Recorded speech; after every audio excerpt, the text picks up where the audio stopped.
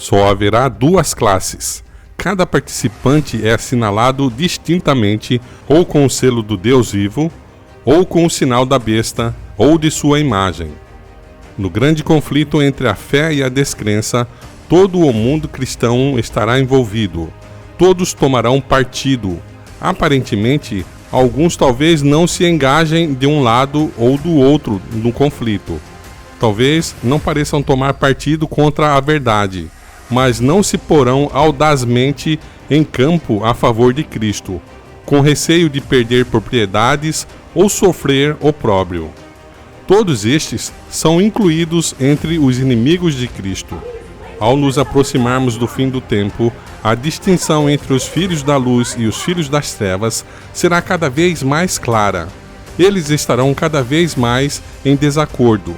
Esta diferença é expressa nas palavras de Cristo: nascer de novo, criados novamente em Cristo, mortos para o mundo e vivos para Deus. São essas as paredes de separação que dividem o celestial do terreno e descrevem a diferença entre os que pertencem ao mundo e os que são escolhidos do meio dele, os quais são eleitos e preciosos à vista de Deus.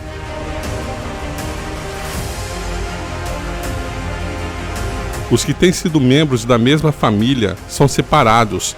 Sobre os justos é colocado um sinal. Eles serão meus, diz o Senhor dos Exércitos. Naquele dia que farei, serão para mim particular tesouro. Poupá-los-ei como um homem poupa a seu filho que o serve.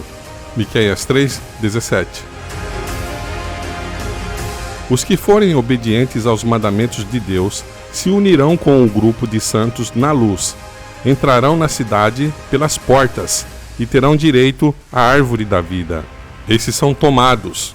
Seu nome permanecerá no livro da vida, ao passo que os que com eles não se associam terão a marca da eterna separação de Deus.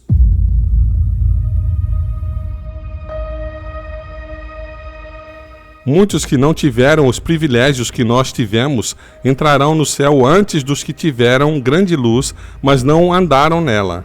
Muitos viveram de acordo com a melhor luz que tiveram e serão julgados em conformidade com isso.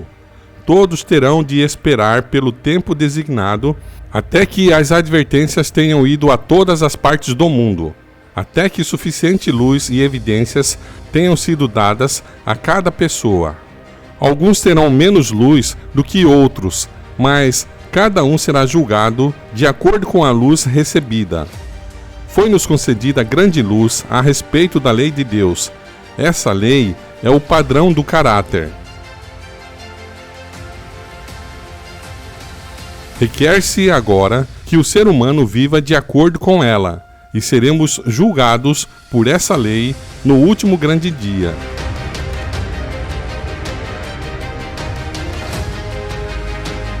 Nesse dia, as pessoas serão tratadas segundo a luz que receberam.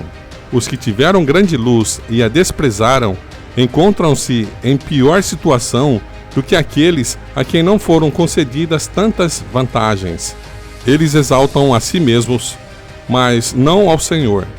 A punição imposta aos seres humanos será, em todos os casos, proporcional à desonra que eles causaram a Deus. Cada qual receberá esclarecimento suficiente para tomar inteligentemente a sua decisão. Ninguém será condenado por não fazer caso da luz e do conhecimento que nunca teve e não pôde obter. Muitos, porém, recusam obedecer à verdade que lhes é apresentada pelos embaixadores de Cristo, porque desejam acomodar-se ao padrão do mundo, e a luz que penetrou no seu entendimento, a luz que resplandeceu no coração, os condenará no dia do juízo. Os que têm a oportunidade de ouvir a verdade, mas não se esforçam para ouvi-la ou compreendê-la, pensando que, se não a ouvirem, não serão responsáveis, serão considerados culpados perante Deus, como se a tivessem ouvido e rejeitado. Não haverá desculpa para os que preferem continuar no erro, quando poderiam compreender o que é a verdade. Em seu sofrimento e morte, Jesus fez expiação por todos os pecados de ignorância, mas não foi tomada providência alguma para a cegueira voluntária. Não seremos considerados responsáveis pela luz que não atingiu nossa percepção, mas pela luz a que resistimos e que rejeitamos. Ninguém poderia compreender a verdade que nunca lhe foi apresentada, e não pode, portanto, ser condenado pela luz que nunca teve. As decisões do último dia recaem sobre nossa beneficência prática. Cristo reconhece cada ato de beneficência como feito a Ele mesmo. Quando as nações se reunirem diante dele, não haverá senão duas classes. O seu destino eterno será determinado pelo que houverem feito ou negligenciado fazer por ele na pessoa dos pobres e sofredores.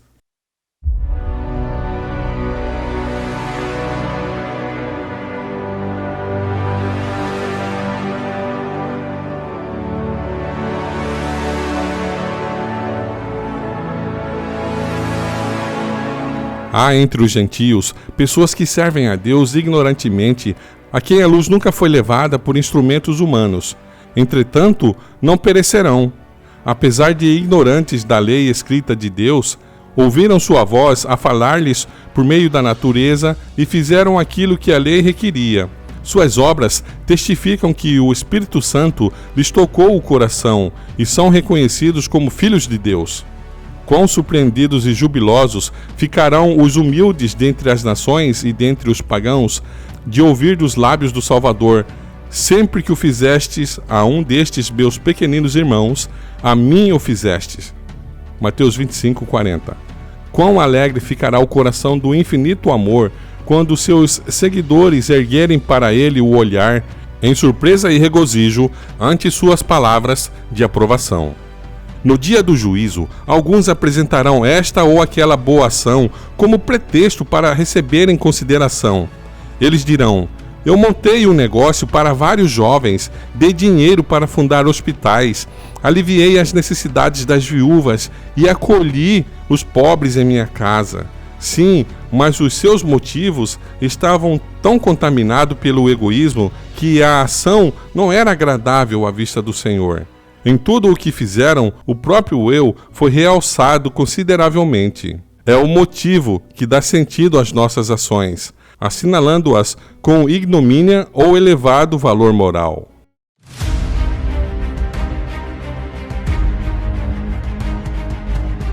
Logo que o povo de Deus estiver selado na fronte, não é algum selo ou marca que pode ser visto, mas a consolidação da verdade, tanto intelectual como espiritualmente, de modo que não possam ser abalados.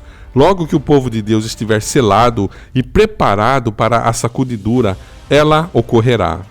Na realidade, já começou. O selo do Deus vivo é colocado nos que guardam conscienciosamente o sábado do Senhor. Os que querem ter o selo de Deus na testa precisam guardar o sábado do quarto mandamento. A verdadeira observância do sábado é o sinal de lealdade a Deus. De todos os 10 preceitos, só o quarto contém o selo do grande legislador, Criador dos céus e da terra. A observância do memorial do Senhor, o sábado instituído no Éden, o sábado do 7º dia, é a prova da nossa lealdade a Deus.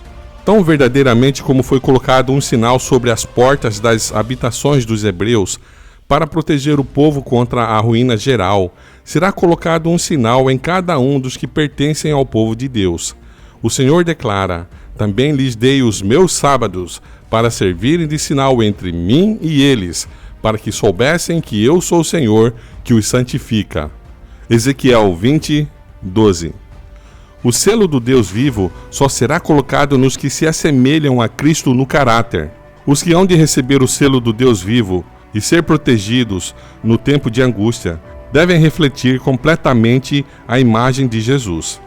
O selo de Deus jamais será colocado à testa de um homem ou mulher cobiçosos ou que amam o mundo. Jamais será colocado à testa de homens ou mulheres de uma língua falsa ou coração enganoso.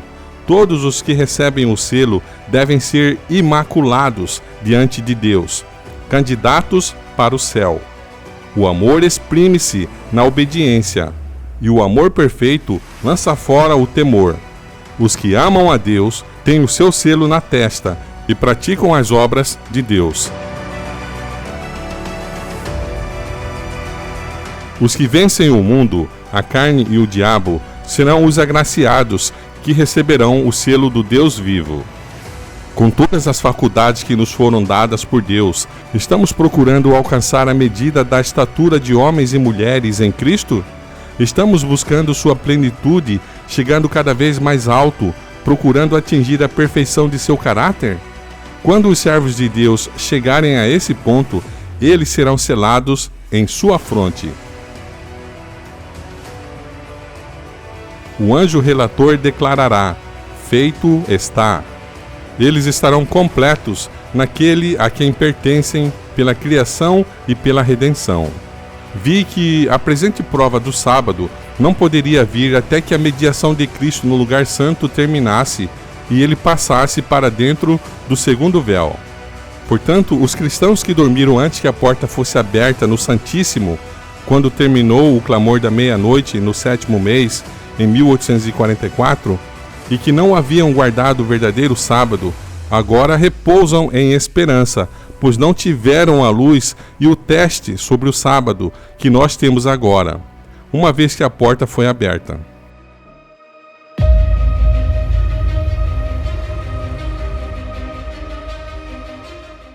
Eu vi que Satanás estava tentando alguns do povo de Deus nesse ponto, sendo que grande número de bons cristãos adormeceram nos triunfos da fé e não guardaram o verdadeiro sábado. Eles estavam em dúvida quanto a ser isso um teste para nós agora. Satanás está agora usando cada artifício neste tempo de selamento a fim de desviar a mente do povo de Deus da verdade presente e levá-lo a vacilar. Vi que a senhora Hastings estava selada e a voz de Deus, ela ressurgiria e se ergueria sobre a terra. Na terra vivem pessoas que passaram dos 90 anos de idade. Os resultados naturais da velhice se fazem notar em sua debilidade, mas elas creem em Deus e o Senhor as ama. O selo de Deus está nelas e se encontrarão entre aqueles a cujo respeito o Senhor disse: bem-aventurados os mortos que morrem no Senhor. Dentro em pouco será colocado o selo de Deus em cada um de seus filhos. Que ele seja colocado na nossa fronte. Quem deve suportar o pensamento de ser passado por alto quando o anjo se puser a selar os servos de Deus em suas frontes? Se os crentes na verdade não forem sustidos por sua fé nestes dias relativamente pacíficos, o que os preservará quando vier a grande prova e sair o decreto contra todos os que não adorarem a imagem da besta, nem receberem na testa ou na sua mão o sinal? Não está longe esse tempo solene. Em vez de se tornar fraco e irresoluto, o povo de Deus deve estar reunindo forças e ânimo para o tempo de angústia. João foi convidado a contemplar um povo distinto dos que adoram a besta ou a sua imagem e observam o primeiro dia da semana. A observância desse dia é o sinal da besta. O sinal da besta é o dia de repouso papal. Quando vier a prova, será mostrado claramente o que é a marca da besta. Ela é a observância do domingo. O sinal, ou o selo de Deus, é revelado na observância do sábado, o memorial divino da criação. A marca da besta é o oposto disso, ou seja, a observância do primeiro dia da semana. A todos os pequenos e os grandes, faz-lhe que seja dada uma certa marca sobre a mão direita ou sobre a fronte. Apocalipse 13:16. As pessoas não só não deverão trabalhar com as mãos no domingo, mas reconhecer com a mente que o domingo é o sábado. Ninguém recebeu até agora o sinal da besta. A observância do domingo não é ainda o sinal da besta, e não o será até que saia o decreto compelindo as pessoas a venerarem esse falso sábado. Chegará o tempo em que esse dia será a prova, mas esse tempo ainda não veio. Deus concedeu aos seres humanos o sábado como um sinal entre ele e eles, como uma prova da fidelidade deles. Os que na grande crise que está perante nós, depois de receberem iluminação no tocante à lei de Deus, prosseguem desobedecendo e exaltando as leis humanas acima da de Deus, receberão o sinal da besta. O sábado será a pedra de toque da lealdade, pois é o ponto da verdade especialmente controvertido. Quando sobrevier aos seres humanos a prova final, será traçada a linha divisória entre os que servem a Deus e os que não o servem.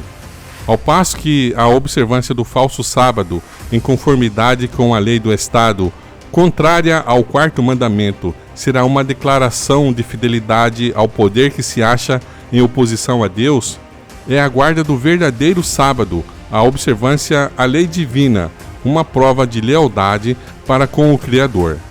Ao passo que uma classe aceitando o sinal de submissão aos poderes terrestres recebe o sinal da besta, a outra, preferindo o sinal da obediência à autoridade divina, recebe o selo de Deus. Ninguém é condenado sem que haja recebido iluminação nem se compenetrado da obrigatoriedade do quarto mandamento. Mas quando for expedido o decreto que impõe o falso sábado, e o alto clamor do terceiro anjo advertir os seres humanos contra a adoração da besta e de sua imagem, será traçada com clareza a linha divisória entre o falso e o verdadeiro. Então, os que ainda persistem na transgressão receberão o sinal da besta. Quando, porém, a observância do domingo for imposta por lei e o mundo for esclarecido relativamente à obrigação do verdadeiro sábado, quem então transgredir o mandamento de Deus para obedecer a um preceito que não tem maior autoridade que a de Roma, honrará dessa maneira o papado mais do que a Deus. Prestará homenagem a Roma, ao poder que impõe a instituição que Roma ordenou. Adorará a besta e a sua imagem. Ao rejeitarem as pessoas a instituição que Deus declarou ser o sinal de sua autoridade, e honrarem em seu lugar a que Roma escolheu como sinal de sua supremacia, aceitarão, de fato, o sinal de fidelidade para com Roma, o sinal da besta.